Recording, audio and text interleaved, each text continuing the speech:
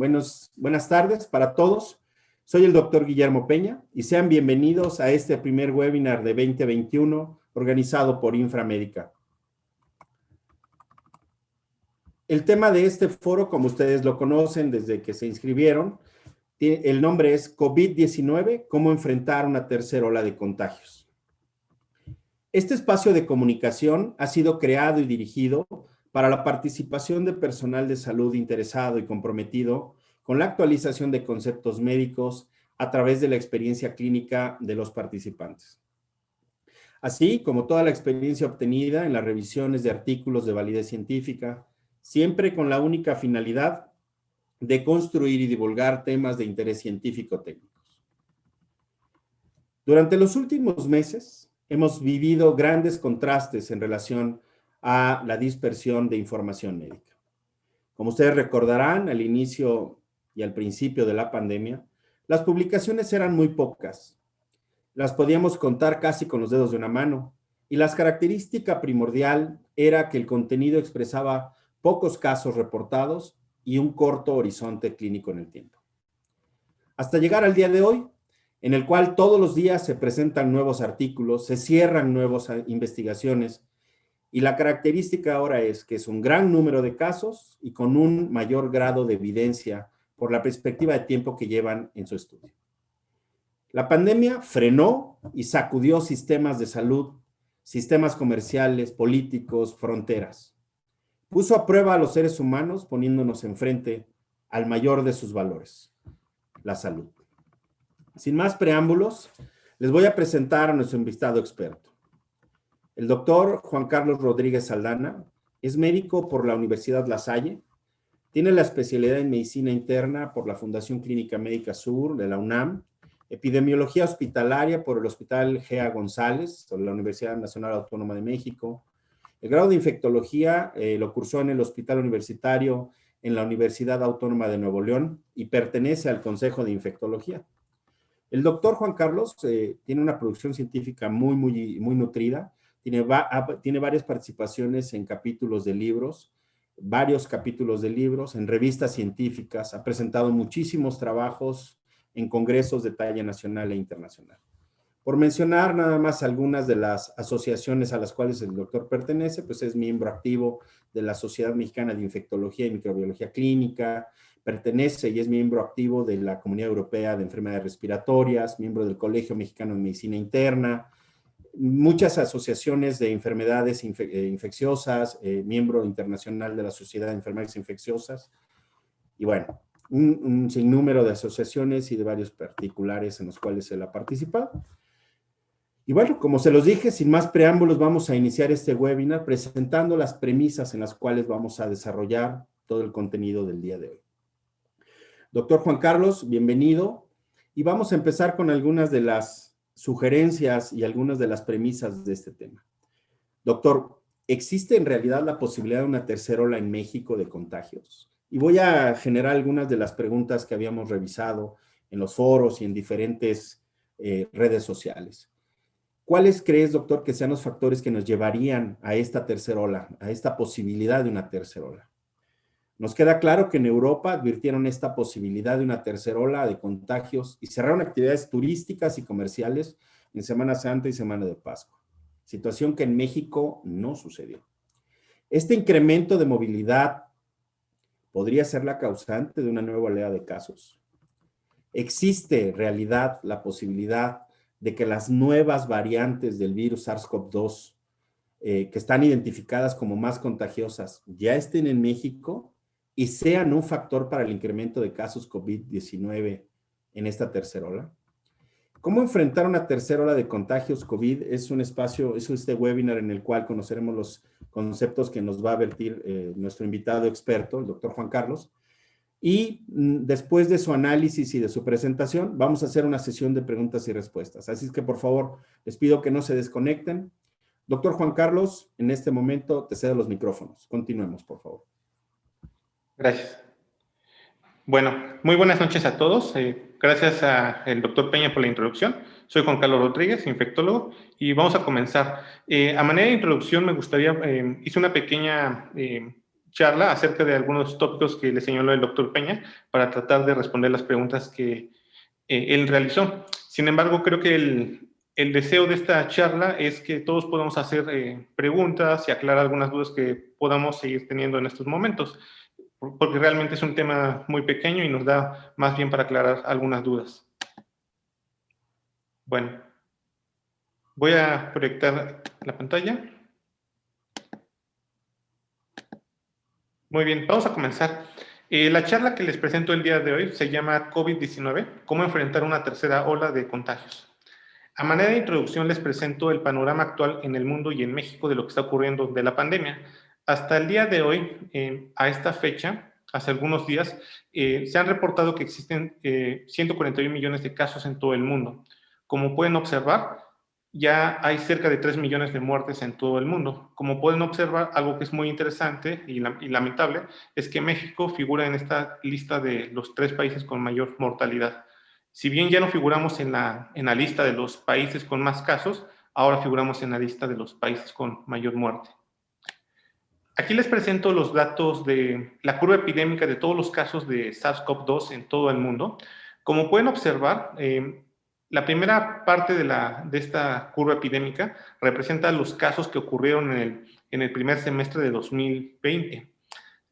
Donde, como podemos observar, aquí se observa lo que fue la primera ola, que también a nosotros nos tocó a mediados de 2020.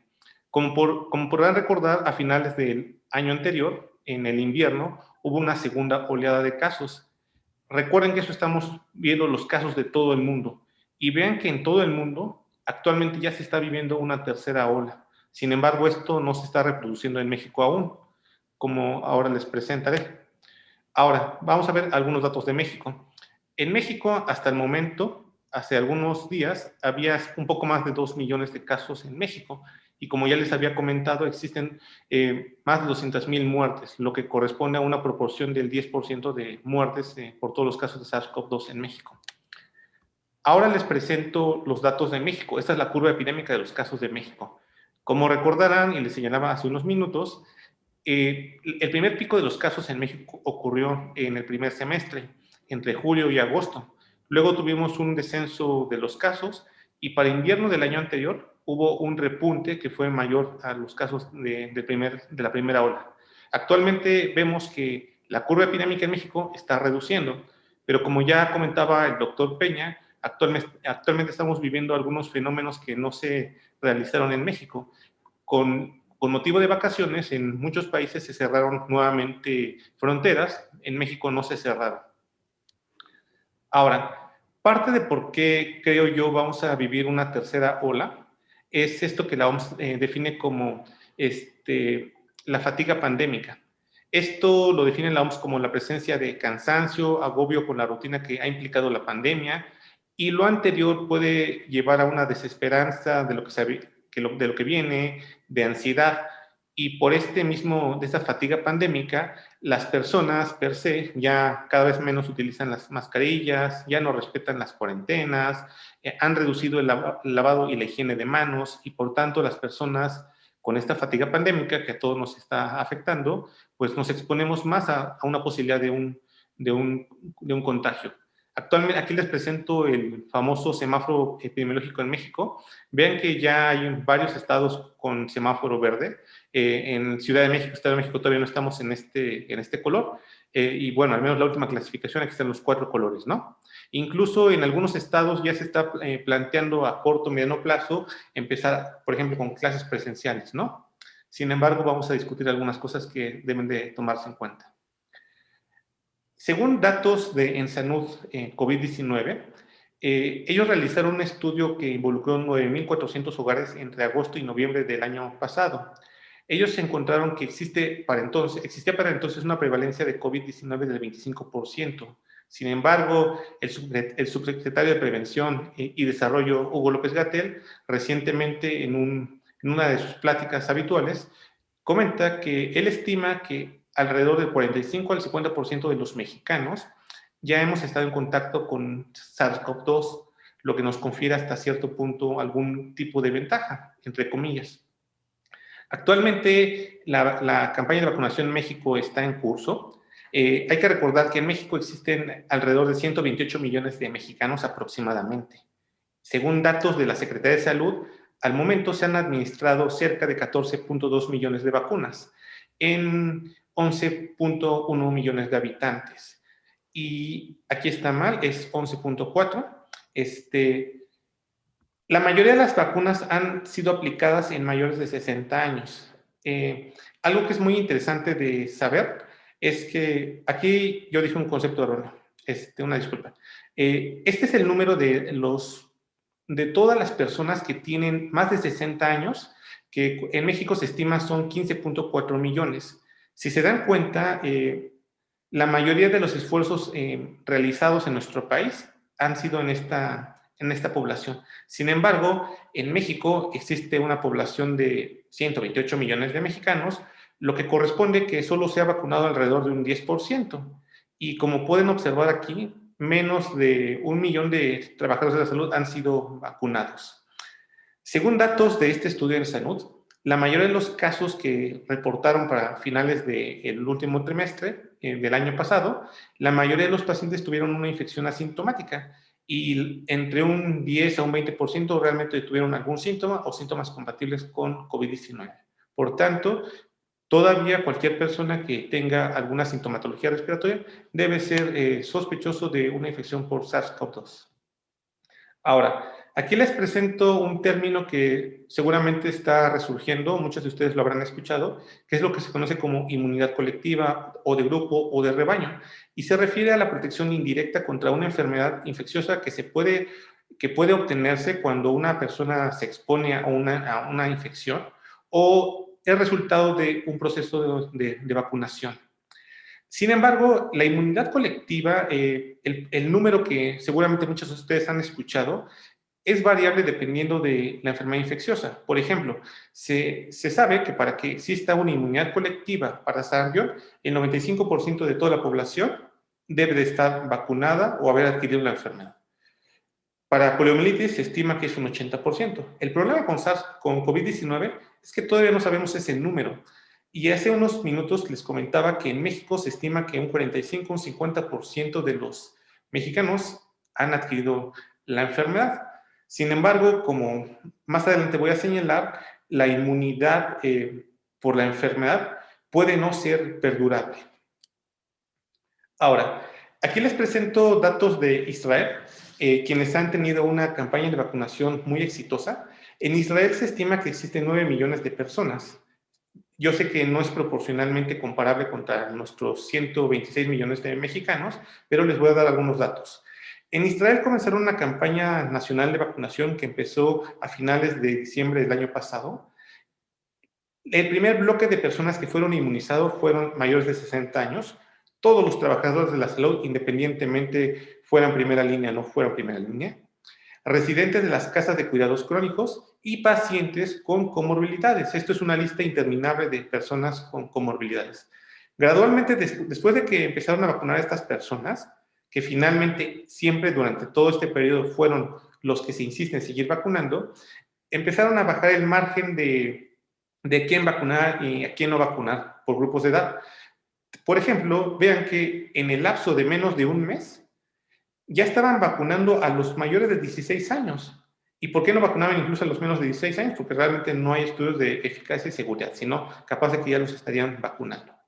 Algo que también es muy interesante en Israel, de esta campaña de vacunación, es que para el 7 de enero, el 70% de los mayores de 60 años ya habían recibido al menos una dosis.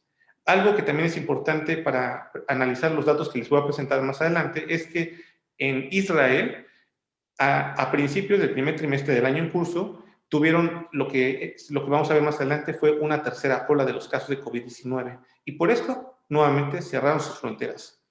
Y se estima que probablemente este repunte de los casos fue por una de las variantes de SARS-CoV-2, que más adelante voy a dar más información. También algo que es muy importante de analizar de la campaña de vacunación de Israel es que ellos comenzaron vacunando alrededor de 50,000 personas por día y al final estaban vacunando a más de 200,000 personas por día. Esto es una campaña de vacunación bastante intensa que debemos aprender de ella. Ahora, aquí les pongo algunas gráficas de este artículo que analiza lo que pasó en Israel. Vean que, por ejemplo, aquí está representado cuándo se les recibe la primera dosis, cuándo recibe la segunda dosis. Y aquí lo que les quiero señalar es, por ejemplo, lo que les comentaba de los bloques. Aquí vemos el primer bloque, que era el bloque prioritario, y vean cómo gradualmente iban incluyendo a otros grupos por edad. Y esto es la representación de todos los casos vacunados según el grupo de edad. Sin embargo, lo que es más interesante de este artículo es que vean que muchos de los fenómenos positivos de la vacunación de Israel ocurrieron no con la primera vacuna, sino fue hasta después de la segunda vacuna. Y en general los fenómenos positivos que voy a señalar más adelante ocurrían después de 3 a 4 semanas del inicio del esquema de vacunación. Vean cómo, cómo los casos positivos después de la segunda dosis empezaron a reducir hasta en menos de un 77%. Estas son las pruebas positivas. Nuevamente, después de la segunda dosis, reducen importantemente en un 45%. Vean cómo las nuevas hospitalizaciones también caían después de la segunda dosis. Los casos graves también empezaban a caer cuando las personas ya tenían una segunda dosis. Y vean que otros escenarios son similares. Esta es la representación por grupos de edad. Conclusión de las diapositivas anteriores. Lo que Israel nos enseñó en las últimas semanas es que vamos a ver un efecto positivo en número de casos nuevos, bueno, una reducción de los casos nuevos, de las hospitalizaciones, de los casos graves, hasta que obtengamos la mayoría de las personas una segunda dosis. Y no es un efecto inmediato, es después de al menos de 3 a 4 semanas después de la primera dosis. Algo que más adelante voy a señalar es que Israel ya estima que tiene vacunado a más de un 60% de toda su población. Ahora, esta es la curva epidémica de Israel. Ya les comentaba hace unos minutos que ellos también han tenido 3 olas. La más reciente que les comentaba fue asociada a esta variante de COVID. Parece ser que fue una de las cuestiones que contribuyó a la mitigación de la curva o al aplanamiento de la curva realmente, fue la vacunación masiva. Ellos se vacunaron masivamente con la vacuna de Pfizer. Y vean cómo para abril del año en curso, hablando de que más del 60% de la población de Israel está vacunada, están viendo casos similares a principios de la pandemia que ellos vivieron en 2020, a principios de marzo, abril. Ahora, seguramente todos ustedes y yo estamos preocupados por la eficacia de la vacuna.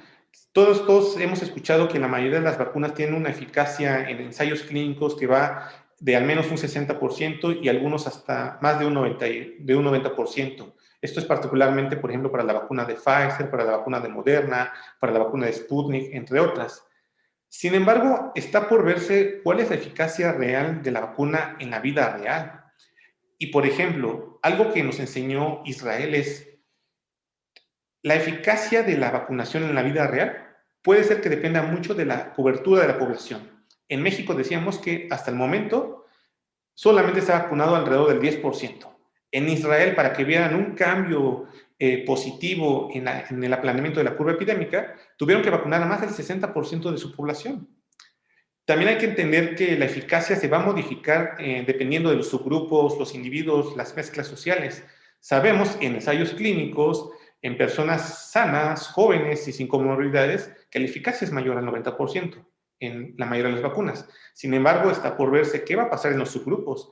Personas que tienen cáncer, personas que viven con VIH. También algo que es importante de analizar es las interacciones sociales y los cambios en el comportamiento.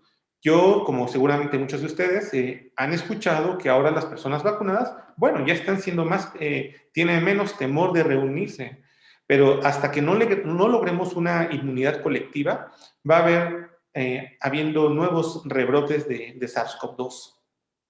También algo que se ha cuestionado es cuál es el papel de la transmisión en los sitios de vacunación. Como seguramente también les ha pasado, seguramente han evaluado a personas que reciben la primera dosis y se enferman.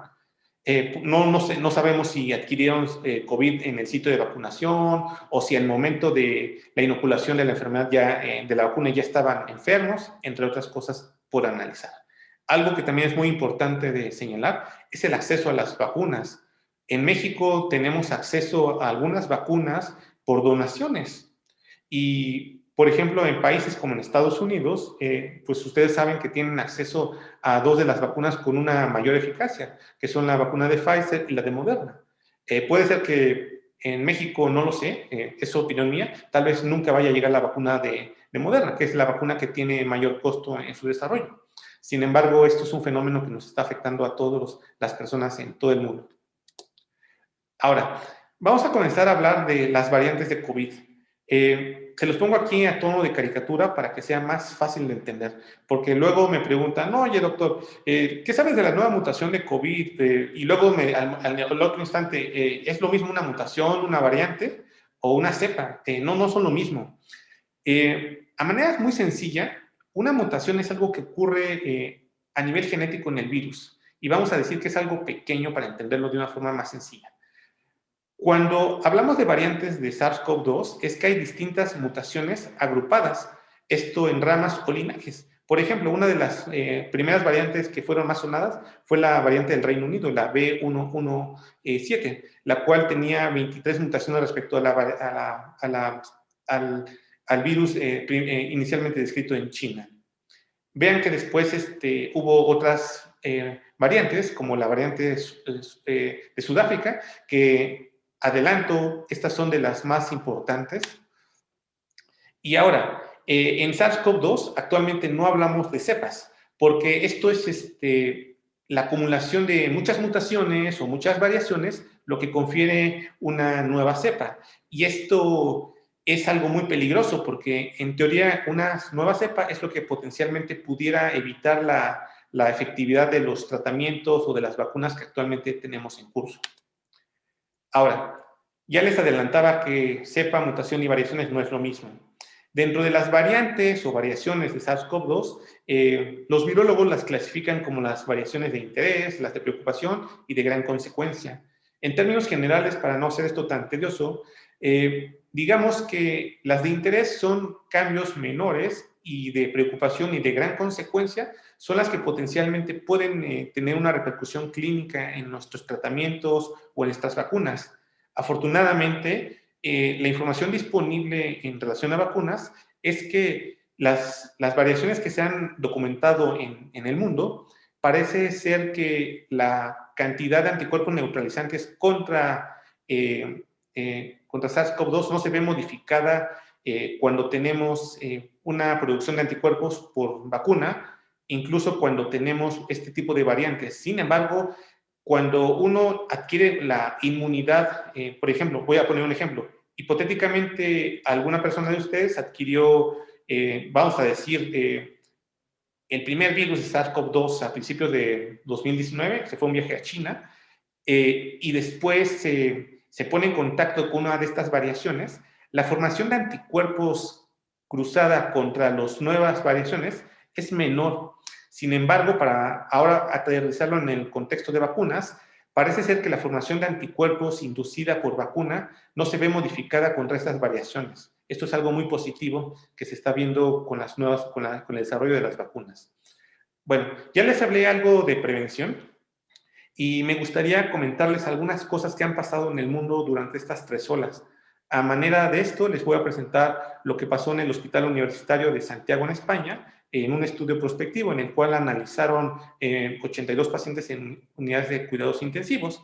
Y vean que en las diferentes olas, por ejemplo, en la primera ola, ellos vieron una mayor proporción de personas intubadas en la primera hora versus la tercera ola, en la cual ya utilizaban como estrategias de ventilación las puntas nasales de alto flujo o ventilación mecánica no invasiva. Algo que también se vio muy notable en la tercera ola es que hubo un mayor uso de corticosteroides en la tercera ola. También en la tercera ola hubo mayores estrategias, por ejemplo, de pronación despierto versus cuando lo comparábamos en la primera ola. Sin embargo, a pesar de lo que les he comentado, al menos en la experiencia de este hospital, Parece ser que esto lamentablemente no ha impactado de manera significativa en la mortalidad. Sin embargo, recuerden que los pacientes que tienen COVID grave, COVID crítico, ya per se tienen una mortalidad muy alta.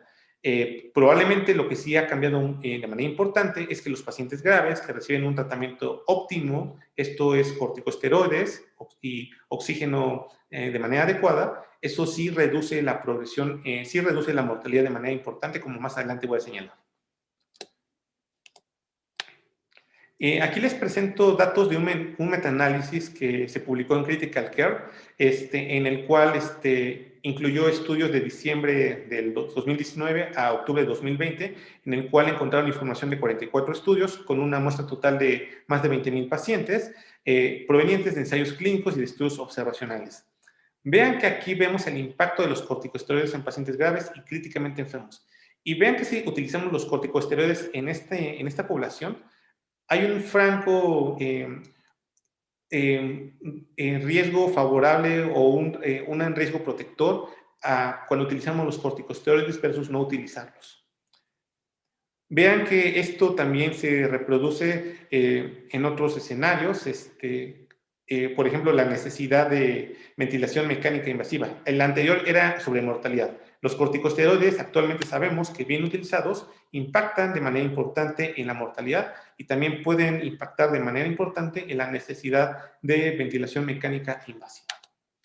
Ahora, a manera de resumen, esto es lo que actualmente la Sociedad Americana de Enfermedades Infecciosas propone. Esta es una actualización muy reciente del 14 de abril del año en curso. Aquí les pongo los medicamentos aprobados y los medicamentos no aprobados. Hoy por hoy, el tratamiento médico para los pacientes con enfermedad grave o crítica es la dexametasona. Y ya lo discutió ampliamente el grupo Recovery, que el corticosteroide de elección es dexametasona a esta dosis, y nos comentan, si tú no puedes utilizar dexametasona, bueno, utiliza el equivalente a dexametasona en estas dosis de prednisolona o de prednisona. Sin embargo, es muy claro que esto está reservado para personas con enfermedad crítica o grave. Tocilizumab es un medicamento que durante el año pasado estuvo muy controversial. Los primeros reportes nos decían que sí, pero eran estudios que tenían mucho sesgo, eran reportes de caso. Luego empezaron a salir ya información de algunos estudios, ensayos clínicos, y decían que tocilizumab no funcionaba. Y luego vino el grupo de Oxford a decir, ¿saben qué? Pues la verdad es que tocilizumab, bien utilizado en personas que tienen enfermedad grave, progresiva o crítica, y que particularmente tienen una inflamación importante definida como una PCR mayor de 75 miligramos por decilitro, pueden tener un impacto favorable adicional al estándar de tratamiento. Lo mismo pasó con Remdesivir. Parece ser que Remdesivir funciona no porque impacte en la mortalidad, sino porque reduce el número de días enfermos en los pacientes y per se la posibilidad de que se vayan a complicar. Recientemente se ha empezado a utilizar de manera más indiscriminada Remdesivir y Valsartan. Sin embargo, esta estrategia está reservada para personas que no puedan utilizar corticosteroides. Los que francamente no están aprobados y los vivimos durante todo el año es hidroxicloroquina, alias cloroquina, la combinación de hidroxicloroquina con acitromicina, los inhibidores de proteasa. El plasma convaleciente actualmente tiene una aprobación, pero solo en ensayos clínicos con fines de investigación, pero no es un tratamiento convencional. También la famotidina no es un medicamento que esté aprobado, pero puede ser utilizado con fines de investigación. Esta combinación de medicamentos realmente es una estrategia en casos de COVID leve. No tiene ninguna aprobación para casos graves. La ivermectina, la verdad es que la mayoría de los infectólogos siempre y la mayoría de los grupos serios hemos comentado que la ivermectina no tiene ningún papel, pero lamentablemente todavía a mí me llegan muchas recetas de gente que fue tratada con ivermectina. No hay ninguna evidencia sólida, muy sólida en ensayos clínicos que diga que la ivermectina es un medicamento estándar y que les va a impactar en la sobrevida. Lamentablemente, o todavía para ponerlo controversialmente, la ITSA dice, bueno, si insistes en utilizarlo, pero en ensayos de investigación, no como medicamento aprobado. Ahora, algo que es el pilar del tratamiento de SARS-CoV-2, ya lo sabemos, es la utilización de los corticosteroides en pacientes con enfermedad grave o crítica. que esto es definido como personas con saturación menor del 93%, sin necesidad de ventilación mecánica invasiva para el caso de enfermedad grave, y crítica es que necesitas ventilación mecánica invasiva. Ahora, esta es una tabla de las primeras tablas del recovery, y ya desde principios del año pasado sabíamos que la dexametasona en personas que no requieren oxígeno, es mejor no utilizar dexametasona. Y la explicación de esto, pues, son muchas hipótesis. Recuerden que los esteroides favorecen la replicación viral, el aclaramiento del virus y los efectos colaterales de los corticosteroides. Problemas para el control de la hipertensión, problemas con el control de la glucemia, entre otros. Y ya esto se ha replicado en otros ensayos clínicos en los cuales nos dicen, no utilices corticosteroides en enfermedad leve o moderada, porque le va a ir mal a tu paciente. Entonces, esto es de lo más importante que se ha aprendido tal vez en el último año. Ahora,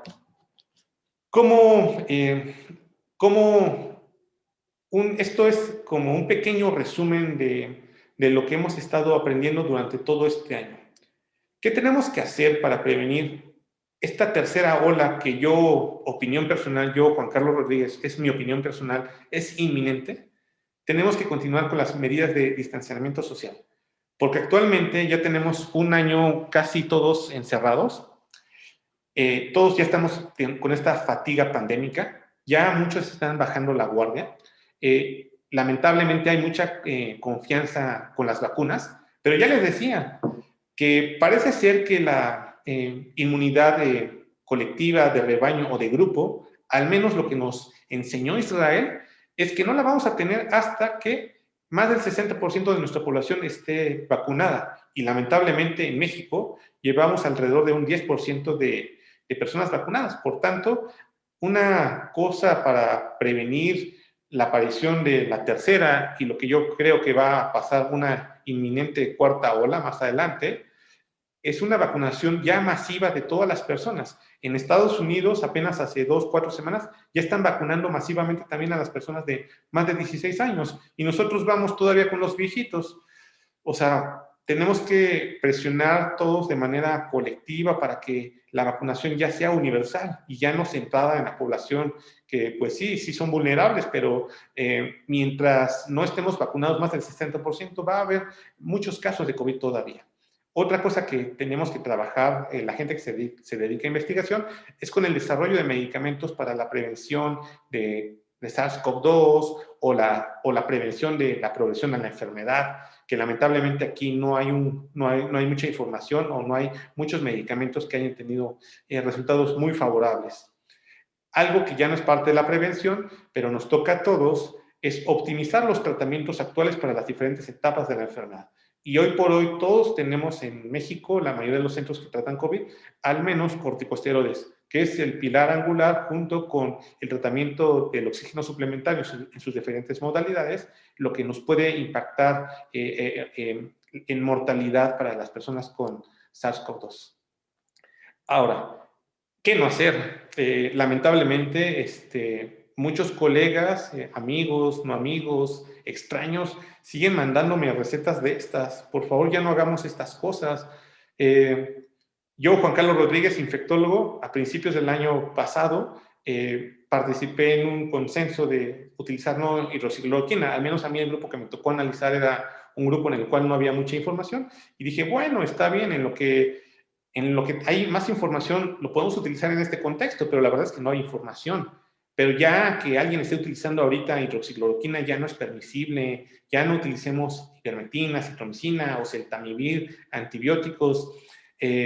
Muchos pacientes que son motivo de consulta de infectología es, oye doctor, es que el paciente sigue con fiebre, tiene leucocitosis, no mejora, yo creo que ya está infectado, ¿no? Pues la verdad es que si el paciente no está en una unidad de cuidados críticos, la probabilidad de que tenga una sobreinfección bacteriana en diferentes ensayos es menor del 10%. Este número se incrementa si el paciente está en una unidad de cuidados críticos, donde lamentablemente ya está expuesto a infecciones nosocomiales. Anticoagulantes en enfermedad leve moderada, no, por favor. Tampoco aspirina. Esto ni siquiera debería mencionarte en un foro serio. Y esteroides en enfermedad leve moderada, por favor, no. Si alguno de ustedes recibe o prescribe uno de estos medicamentos, mejor cambie de médico o revise un poco más las guías actuales, porque ya no estamos a principios de 2020 para estar haciendo estas cosas. Sabemos que la mayoría de los casos no se van a complicar, y si se complican, oxígeno y corticosteroide. Muy bien. Bueno, como les comentaba, realmente el tenor de esta charla era dar un panorama general de lo que yo creo que va a suceder en los próximos meses. Es un tema con poca información, pero creo que es interesante analizar algunos cuestionamientos. Y paso el micrófono a Guillermo para ver si alguien de la audiencia se anima a hacer alguna pregunta, o si no, para empezar una dinámica con Guillermo. Muchas Muchísimas gracias. gracias, doctor. Como siempre, muy valiosos tus conceptos y creo que suena duro, pero fíjate que ahorita en el foro de las preguntas me encuentro muchas aseveraciones de este tipo, ¿no? Muchos médicos mencionan, en efecto, iniciamos manejando de este modo que menciona el doctor Juan Carlos, hemos ido revirtiendo de acuerdo a cómo ha fluido la información, cómo han avanzado los protocolos, pero bien menciona, ¿no? Dice, empezamos con esa letanía de medicamentos, nos dimos cuenta pues que no era la forma correcta y han redireccionado, ¿no? Esa es una de las primeras observaciones que encontramos en el foro. Una pregunta que nos hace Oscar de la Ciudad de México, doctor, que me gustaría puntualizar. Dice, ¿cómo afectan las nuevas cepas a grupos que no eran tan vulnerables? Y habla, por ejemplo, de los pacientes pediátricos. La consideración yo creo que va en relación de si estas cepas nuevas podrían ya tener un impacto directo en los pacientes pediátricos, doctor. Como tú planteas la pregunta, es totalmente cierto que una persona que adquiere una segunda infección por una de estas variantes es factible que se va a enfermar, porque ya decíamos que lamentablemente la producción de anticuerpos por una enfermedad natural es mínima o insuficiente para prevenir la aparición de una infección por una de estas variantes. Ahora, este fenómeno no se reproduce, o aparentemente es lo que está sucediendo, cuando nos inmunizamos y nos exponemos a estas variantes.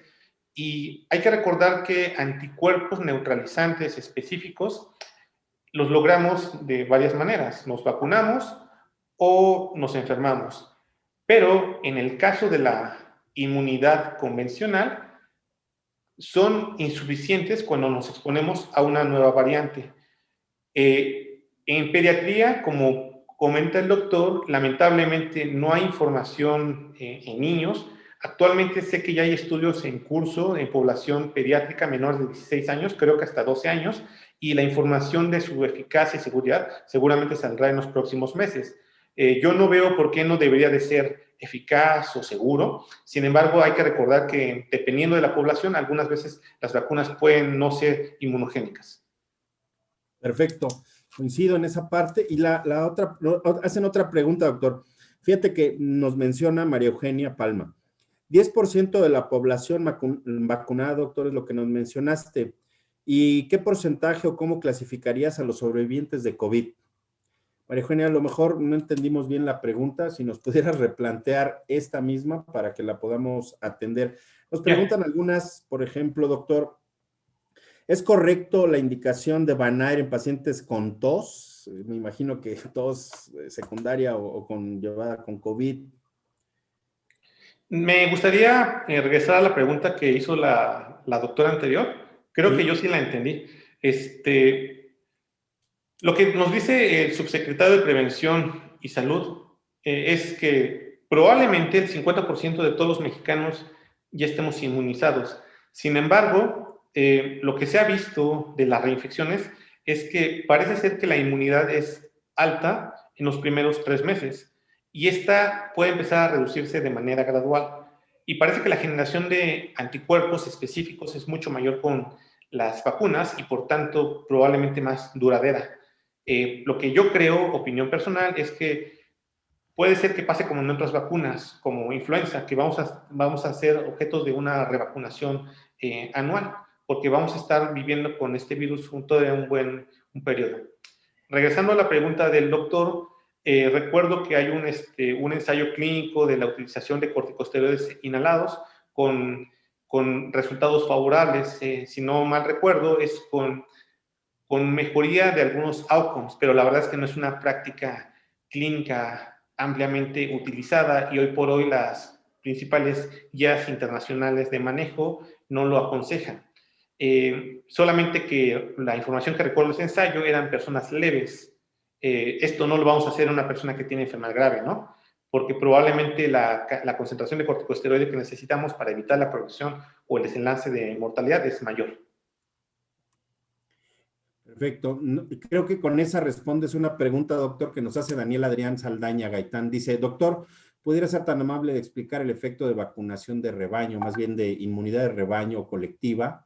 Y en nuestro país, ¿cuánto porcentaje sería lo óptimo para caer en esta clasificación de inmunidad de rebaño, doctor, o colectiva? Pues lo que nos enseñó Israel es que después de que vacunaron a un 60% de su población, decíamos es una población menor a la de nosotros, es 60%. Ellos hasta que no vacunaron al 60% de su vacunación y después de que ya tenían la tercera dosis, después de 3-4 semanas de que todos tenían tercera cuarta dosis, empezaba a reducir la curva epidémica, reducían el número de casos nuevos, el número de hospitalizados. Parece ser que lo que Israel concretamente propone es que mínimo tenemos que ser vacunados el 60% para que suceda esto. Pero en México pues vamos muy lejos de esto, ¿no? 10%, yo creo que la tercera hora ya viene pronto. Muy bien, doctor. Decía una pregunta de Claudio Cervantes. Decía que los esteroides son la piedra angular y nos dice que no. A ver, dice, decían que los esteroides son la piedra angular y nos dice que no. Entonces, ¿cómo los ayudamos en un primer nivel de atención ante la disnea, artralgia, mialgias? Por favor, doctor, ayudemos a México. Claro. Yo realizo, aparte de trabajar en institución de salud, práctica privada. Y la realidad es que Juan Carlos Rodríguez te va a decir que paciente con COVID leve moderado, saturación de oxígeno más del 93%, mi receta siempre va a ser paracetamol PRN más algún tratamiento sintomático. Si el paciente tiene náusea, si tiene mucho dolor, si tiene diarrea, tratamos esos síntomas. Otra parte de la receta es consigue un oxímetro, particularmente si tienes factores de riesgo para progresión de la enfermedad, más de 60 años, hipertensos, personas con diabetes. ¿Sale? No tienes acceso a un oxímetro, vigila datos de alarma, disnea, dolor torácico, polinea, alteración del estado de conciencia. ¿Te pasa eso? Háblale al 911, vete a un centro COVID. No demos esteroides en este grupo de pacientes. Los esteroides están bien estudiados que sirven en pacientes graves o críticos, no en la persona que yo veo en mi consulta de todos los días. Te puedo decir que si tú me hablas, me pides consulta por COVID, primero siempre me hablan por teléfono y trato de definir por teléfono, ¿es COVID leve o COVID grave? Ok. COVID leve, sintomático, nada más. Grave, yo no estoy manejando un paciente por teléfono con corticosteroides, con oxígeno, salvo algunas situaciones de emergencia, porque el paciente me dice, oye, ¿sabes qué? El hospital más cercano me queda, no lo sé, a 3-4 horas, ¿no? Ok, empieza este tratamiento en casa, pero trasládate pronto, porque tú no vas a poder controlar los efectos adversos de los corticosteroides. Hay que entender que COVID leve, moderado, solo sintomático. Grave, al hospital. Corticosteroides, oxígeno. Creo que con esta respuesta que nos diste, resolvemos una pregunta que nos hacían, cuál era el tratamiento que tú sugerías para COVID leve, doctor. Muy bien, y bueno, recordar, bueno, la clasificación de los 5 niveles de COVID, ¿no? Asintomático, leve, moderado, grave y crítico. Doctor, ¿alguna corrección a esta clasificación?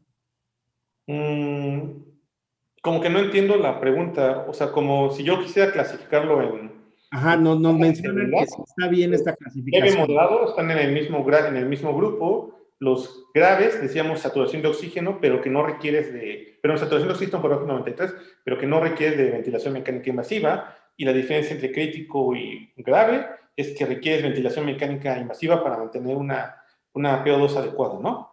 Perfecto. Muy bien. ¿Recomiendas la vitamina D, el zinc y la vitamina C, doctor? Me imagino que como profiláctico preventivo. En ensayos clínicos grandes, la verdad es que no tiene ningún beneficio, ¿no? De manera inicial, pues había alguna información que nos decía que pudiera tener algún factor, pero la verdad es que no hay una información sólida, ¿no? Lo mismo para el ácido ascórbico, ¿no? Que durante mucho tiempo tal vez lo llegamos a utilizar o lo utilizara, ¿no? Dice Jacqueline, el procedimiento de vacunación que se ha llevado a cabo en Indonesia, enfocando su vacunación a población activa, ha tenido una repercusión en la disminución de contagios. ¿Conoce el caso de Indonesia, doctor? Siendo honestos, no. Pero, o sea, digamos, Israel no tiene la respuesta universal. O sea, si Indonesia está teniendo buenos resultados con esto, bueno, sería otro modo de aprender, ¿no? Yo les pongo el caso de Israel porque fue el caso más sonado del control de la curva epidémica, ¿no? Y además de que ellos estaban en punta de la tercera ola y vemos que empiezan a vacunar masivamente y afortunadamente controlan rápidamente esta tercera ola. Sin embargo, también hay que tomar en cuenta, incluso los autores lo ponen en ese artículo, es que hicieron otras cosas, cerraron fronteras. Aquí en México no queremos cerrar los aeropuertos, queremos ir a la escuela, muchas cosas. Dice un asistente, doctor, dice, buenas noches, si estamos en enfermedad leve o moderada y ocupamos el dímero D como marcador para identificar trombosis, ¿a partir de qué nivel se puede considerar el uso de un anticoagulante? No, tampoco, o sea, mi opinión personal y lo que muchos expertos recomiendan, pacientes que tienen enfermedad leve moderada, no es necesario hacer la radiografía, no es necesario pedirles biomarcadores. Pues esto lo hemos aprendido durante la pandemia, ¿no? Sí, al principio de la pandemia decíamos que las personas que tenían dímero D por arriba de 1000 tenían más riesgo de eventos trombóticos, pero la verdad es que trato de recapitular de lo que yo hacía en mi práctica convencional de médico internista. Recuerden, cuando hospitalizamos a un paciente, ¿cuántos de ustedes no dan anticoagulación profiláctica? Porque se necesita. Lo mismo en un paciente que hospitalizas por COVID, ¿no? O sea, también hay algunas cosas que todavía no quedan tan claras, en mi opinión, pero pacientes con enfermedad leve moderada, yo recomiendo no anticoagularlos, tampoco pedirles biomarcadores. Y bueno, cerrando, y en este mismo tenor, ¿es de utilidad hacerse una prueba de laboratorio para corroborar la inmunidad después de una segunda dosis de vacuna de Pfizer, en el caso de una persona que no se ha contagiado de COVID? La realidad es que los estudios de vacunas se hacen midiendo anticuerpos específicos, por ejemplo, de espiga. Los anticuerpos que tenemos acceso nosotros como médicos en un laboratorio son anticuerpos genéricos, anticuerpos totales. Por tanto, no son específicos. Y puede ser que incluso una persona que sí se vacunó adecuadamente con Pfizer, que no lo engañaron, como luego muchos dicen, puede ser que haya sido vacunado, tenga anticuerpos neutralizantes y tenga IgG total o IgG negativo. Tendríamos que hacer IgG específico de la molécula que estamos vacunándonos. No es una práctica que se recomiende, por ejemplo, ITSA, CDC, no es algo que se recomienda. Dice, al existir varias vacunas en el mercado, ¿qué posibilidad real sería alcanzar el resultado de cumplir con la vacunación a la mayoría de la población en México? Pues yo algunas veces hice mi proyección y en este año no la vamos a alcanzar, opinión personal. O sea, analizando los datos que nos da nuestros funcionarios, o sea, actualmente seguimos vacunando a gente de más de 60 años, ya empezaron a vacunar a otras personas que a profesores que son importantes, pero bueno, no hemos terminado de vacunar a la gente de más de 60 años, al personal de salud. Menos del 10% de las personas vacunadas, estamos ya llegando a casi mitad del año. Vamos muy lento. Con esta estrategia de vacunación, creo poco probable que vayamos a tener, opinión personal, una inmunidad colectiva a finales del año. Y ahora, si empezamos a tener brotes por estas variantes, ya decíamos, ok, López Gatell dice que tenemos una inmunidad por enfermedad natural de un 40 o un 50%, pero ¿qué tal que ahora los casos que empecemos a observar son por estas variantes? Y la información que nos dicen los expertos actualmente es que si te dan estas variantes, te va a volver a dar. salvo que estés vacunado. Ahí los anticuerpos sí son lo suficientemente elevados para prevenir la aparición de la enfermedad, ¿no? O si te enfermas, que tengas un mejor desenlace. Aquí hay una pregunta, dice Sodeida, América, Escamilla. Los pacientes que tienen tratamiento con inmunosupresores, ¿cuándo se pueden vacunar? Depende del inmunosupresor, pero usualmente con corticosteroides, la recomendación experta usualmente es 2 semanas después de haber retirado la inmunosupresión. Sin embargo, esos casos sí deben de ser individualizados, porque no es lo mismo que nos den prednisona 5, nos den prednisona 40, N cantidad de inmunosupresión, ¿no? De hecho, CDC CITSA recomienda que los casos de personas que estén con inmunosupresión deben ser evaluados por un experto en vacunación, ¿no? Aquí María del Carmen Cuautle creo que ya respondió la pregunta al doctor cuando nos pregunta que cuál sería el tratamiento ideal en casos leves y moderados. Y vuelven a insistir mucho en esta pregunta, doctor, que cuál sería la clasificación. Dice, ¿cuál es el parámetro de saturación o cuáles son los parámetros para saber si es leve, moderado, grave y crítico? Por favor, mencionan varios. Que si nos puedes repetir esa pequeña clasificación que nos diste ahorita. Lo más importante es recordar el 93. 93 para arriba, leve, moderado. 93 para abajo, grave y crítico. Entre grave y crítico, necesitas ventilación mecánica invasiva para mantener una PO2 por arriba de 60. Esa es la diferencia. Fíjate que esta está interesante. Se me hace un caso muy particular, pero bueno, la voy a mencionar. Doctor, un paciente con antecedentes de Guillain-Barré posvacunal, secundario a vacuna de antiinfluenza, ¿se recomienda vacunar con vacuna anticovid? Sí, es una vacuna, es una pregunta muy recurrente. Yo me puse a revisar varias folletos de vacunación de las diferentes vacunas y todas, la principal contraindicación es alergia a alguno de los incipientes de la vacuna. Y me he puesto a revisar vacunas y la verdad es que los diluyentes o incipientes de las vacunas son muy similares. La respuesta a esa pregunta es sí te puedes vacunar. No hay ninguna contraindicación. De hecho, habíamos comentado, ¿no? Que uno de los factores que deberíamos de tener o deben tener todas las personas, yo he escuchado esta pregunta mucho en los foros y la acabamos de responder, es, yo soy alérgico a la penicilina, soy alérgico al polen, soy alérgico a tal. Yo lo que les mencionaba a los pacientes, si ya identificas perfectamente a que eres alérgico, no te debe de frenar esto. Lo que debemos de revisar son los componentes de la vacuna y si eres alérgico a alguno de esos componentes, sí podrías tener alguna situación. Y la otra es evidenciar ante el personal de vacunación, doctor, que tuve un choque anafiláctico o alguna reacción grave en algún momento. Eso yo creo que sí valdría la pena mencionarlo o ampliarlo, doctor. Una persona que tiene, voy a poner, anafilaxia a penicilina, ¿se puede vacunar contra COVID? Sí. Sí. ¿Quién no se debe vacunar? Quien es alérgico a uno de los excipientes de las vacunas. Y ahí sí nos tenemos que poner a revisar. Doctor, me pusieron la vacuna de tal cosa. Ok, reviso si esa vacuna tenía los componentes de la vacuna. Y la verdad es que al final del día todo se reduce a una sola sustancia, que se llama poliglitol, si no me equivoco. Sí, igual lo estoy pronunciando mal. Si el excipiente de la vacuna no tenía eso, te puedes vacunar. Literal. Doctor, soy alérgico a las agujas, vacúnate. Tú de Guillain-Barré, te puedes vacunar. No hay problema.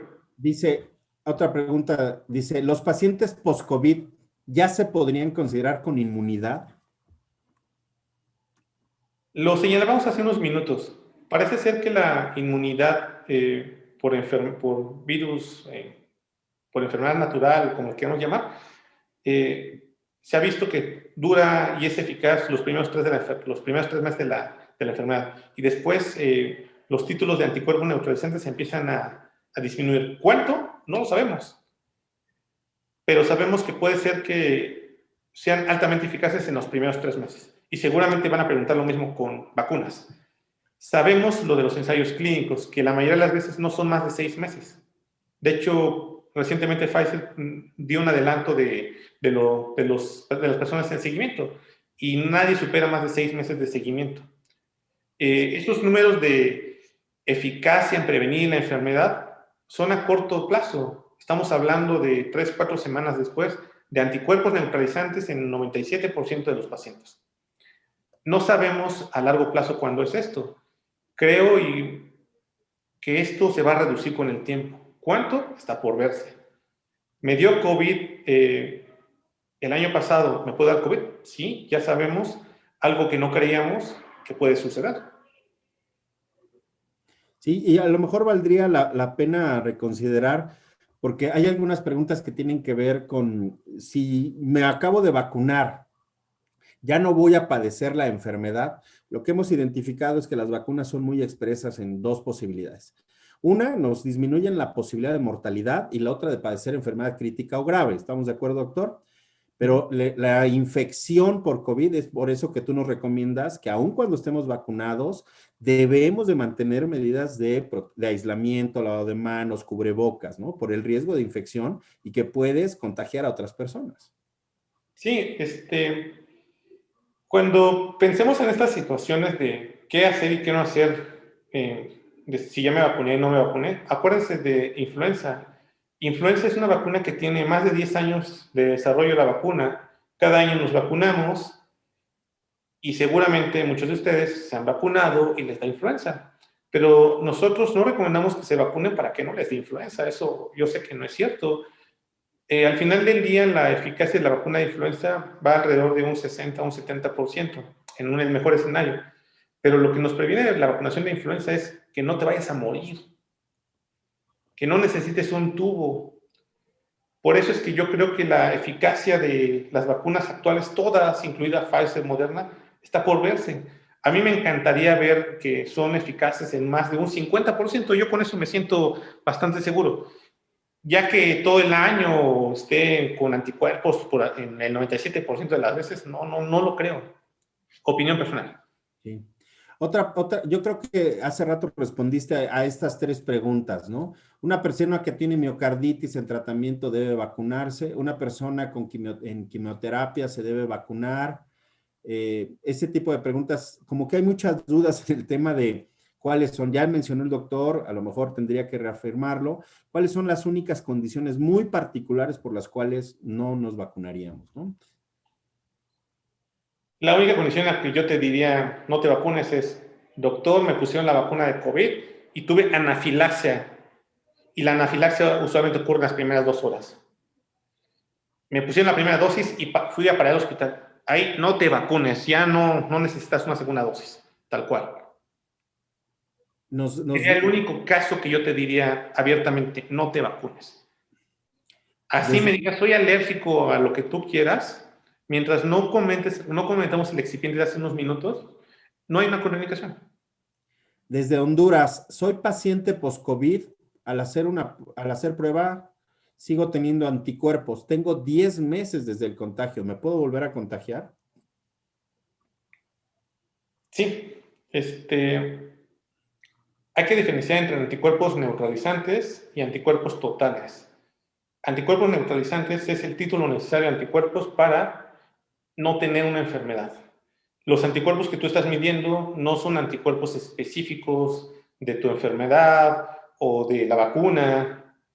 Tendríamos que meter anticuerpos neutralizantes específicos del spike, ¿no? Para que dijéramos que no te va a dar COVID. Y fíjate que voy a resumir en esta pregunta varias que estoy viendo aquí en el chat. Tenemos más de 70 preguntas y hemos resuelto, creo que he tratado de englobar las generalidades, pero esta engloba muchas. ¿Se pueden combinar los diferentes tipos de vacuna para completar el esquema? Lo resumo de esta manera, ¿no? Porque me dicen, ya me puse una y tengo que ser la misma. Entonces creo que la resumo como 7 preguntas con esta, doctor. Dice, ¿se pueden combinar los diferentes tipos de vacuna para completar el esquema? ¿Cuál sería tu opinión, doctor? No hay información clínica para demostrar esto, ¿no? Y no se sabe el efecto de esto. Pensaría que pudiera ser benéfico o poco probable que no generes algún tipo de respuesta inmunológica. Pero la respuesta a esto es no se sabe, ¿sale? no debemos de combinar vacunas porque no sabemos si vamos a generar un título adecuado de anticuerpos neutralizantes específicos. No es algo que se acepte por ninguna sociedad seria de enfermedades infecciosas. Lo que se está proponiendo es que va a haber en los próximos meses desarrollo de algunos proyectos de investigación, pero para esto pues se tienen que poner de acuerdo la gente que está haciendo las vacunas, porque es un esfuerzo muy importante, ¿no? Porque es combinar ya resultados, dinero, esfuerzo, otro ensayo clínico finalmente. Hay algunas preguntas que estoy omitiendo y tienen que ver con algún otro orden, pero no quiero dejar fuera del foro esto, ¿no? ¿Hay posibilidad de que nos reconfiguren genéticamente con esta vacuna? No. Ahí la dejaré. No. Es un rotundo no. Tampoco nos van a aplicar un chip 5G ni nada de esto, porque ya veo 3 preguntas que van en este orden y bueno, nada más las quería yo mencionar para no dejar el foro vacío. ¿Tener la enfermedad activa o síntomas es contraindicación para vacunarse? Es una contraindicación relativa y te puedes revacunar después de que completes tu aislamiento. Y eso usualmente es al menos 10 días después del primer síntoma o 2 semanas. Es decir, tengo cualquier síntoma o la sospecha de COVID, no me debo de vacunar en ese momento, me debo de revacunar 10 a 14 días después de que tuve el primer síntoma. Perfecto. Y de suspensión del aislamiento. Perfecto. Doctor, pues bueno, si te parece, cerremos con 3 conclusiones ya de modo definitivo, porque sabemos que estás, no voy a decir en dónde, pero estás muy, muy en el frente de batalla y bueno, te demanda el servicio. Doctor, ¿qué tan cercana ves una tercera ola? Le voy a poner las 3 y nos das tu comentario para conclusión. ¿Qué tan cercana la ves? Y la otra ¿es cierto que esta tercera ola, de acuerdo a lo que estamos viendo, podría ser paulatina? No vamos a llegar a este pico que tuvimos en los 2 rebrotes anteriores. Y la tercera, para cerrar con la pregunta con la cual fue desarrollado el webinar, ¿cómo nos preparamos como personal de salud para enfrentarla? Por favor, doctor. Ya. El tiempo no lo sé, pero si yo juego con los periodos de incubación, ya debemos empezar a ver los nuevos casos. Recuerden que el periodo de incubación de la enfermedad ya es ampliamente conocido, la mayoría de veces 5 días, pero puede ser 2, 14 días. Ya los debemos estar viendo. Creo que tal vez no lo estamos viendo por la magnitud del problema.